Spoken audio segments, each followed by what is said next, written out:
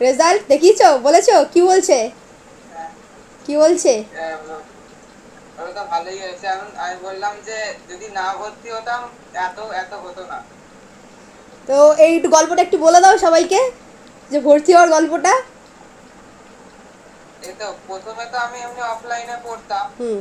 এবার অফলাইনে আমি জানি যে হয়ে যাবে, অফলাইনে কোনো ব্যাপার না, হয়ে যাবে, হুম। অত ওই করিনি।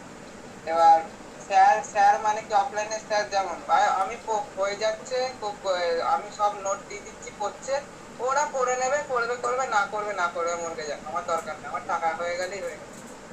এবার তারপর লাস্টে বুঝতে পারছি আমার হাল খুব খারাপ।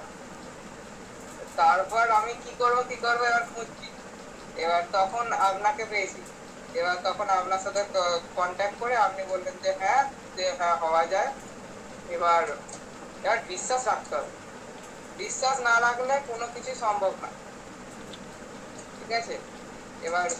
এবার তারপর আমি যতটা সম্ভব পেরেছি, মানে সবটা মানে করে ফেলতে, মানে ওইটুকুনি আপনি বারবার বলেছেন যে ওইটুকুনি ঠিক হয়ে যাবে, চিন্তা করো না, এই যে আশ্বাসটা, এই আশ্বাসটা কেউ দেয় না।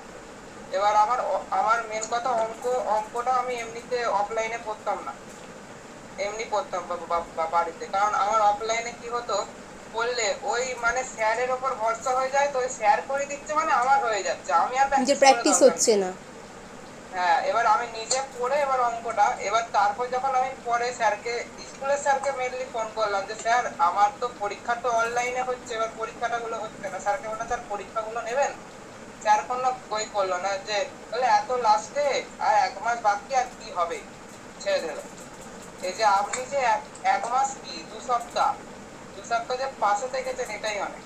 সমস্ত এক্সামগুলো দিয়েছো, এবং ওর কথা আমি বলি, মানে প্রত্যেকটা এক্সাম আমি ভাবছি হয়তো এক্সামগুলো মানে দেবে না বা গাফিলতি করে, প্রত্যেকটা এক্সাম কিন্তু ও পড়ে দিয়ে দিয়েছে, পুরো চেষ্টা করেছে।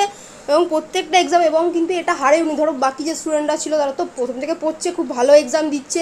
আমি ওকে, অনিমেষকে বলেছিলাম যে দেখো হয়তো তোমার ওদের মতন এক্সাম ভালো হবে না, বাট তুমি এক্সামগুলো দাও, দেখবে তোমার কিন্তু রেজাল্টটা ভালো হবে। তো সেইটা নিয়ে কি বলবে, যারা ধরো এক্সাম দেয় না, বা তোমার এই যে অভিজ্ঞতাটা যে এক্সাম দেওয়ার, এটা কি বলবে? মক টেস্টগুলো, যে তোমার কোর্সের যে মক টেস্টগুলো তুমি তুমি তো ফুল কোর্সে নিয়েছিলে, পুরো ক্লাস সমেত, এবং যে মক টেস্টগুলো দিয়েছিলে, সেটা কি বলবে অত কম সময়ের মধ্যে?